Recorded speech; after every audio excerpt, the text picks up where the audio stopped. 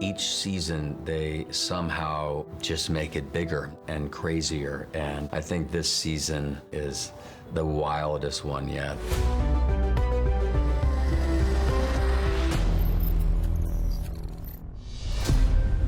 In episode 4, the very opening scene takes place at this lighthouse. They have come to destroy this last node of information.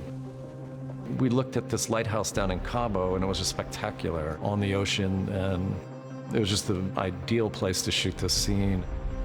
This lighthouse had been there for 100 years or more. We couldn't hurt it, so we had to do some soft explosions inside, ratchet pulling, stunt people out of it.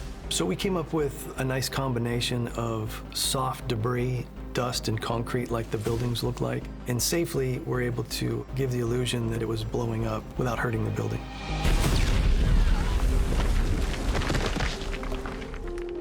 Some of the largest effects that we have this season, one of them would be the glass exploding from the hail towers, and we went through and scanned all the rooms to where we'll be tracking the glass in, and we can use this to help us track in for the CG glass blow.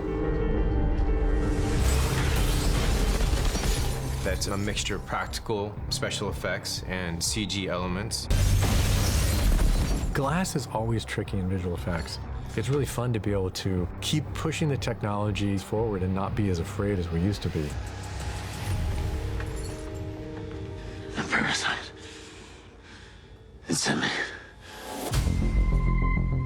Once the parasite affects and infects the human brain, it serves to make the human brain susceptible to these cues and signals that she gives them through sound. And that's where the transmission sound structures come into play. We knew very early on that they wanted this final showdown to occur outside the park at a quarry. And Lisa and Joan had asked to kind of utilize the idea of the terraformer that we saw in season 1, where Ford bulldozed the agave plantation in front of Teresa. And so we wanted to find a location that would give us that sense of scale, an established industry and infrastructure that would allow for us to kind of build onto. So we provided the control shed amidst this jungle gym and Medusa's nest of wonderful sorting materials to kind of showcase that Delos is creating temperance, but it's also creating additional parks outside the realm. We also did a really cool practical explosion at the quarry. We set off about 60 explosions to bring down the side of the mountain. It was filmed with drones, as well as practical cameras and the practical actors there, which was really cool.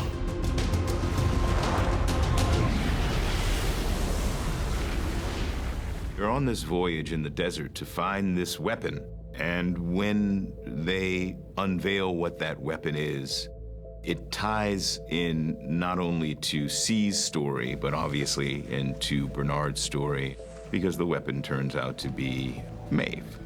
The large fan that we used to help unearth the head was a practical fan, blows up to 100 miles per hour, and powered by special effects. We actually took a wind machine, and it's one of the 100-mile-an-hour wind machines that looks a lot like a jet engine, mounted it on a truck, and actually practically pushed sand around and uncovered artifacts in the ground.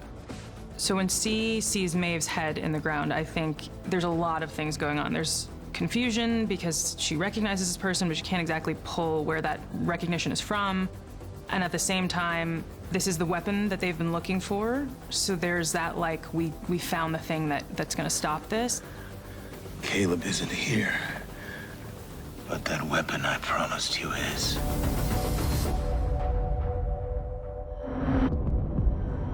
There's a massive reveal with my character that he is no longer alive, and it was a shock to me to find out.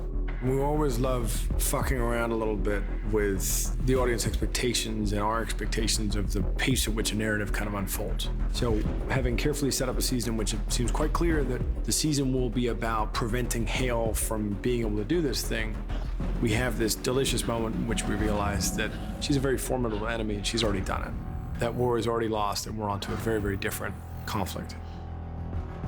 You won. Welcome to my world.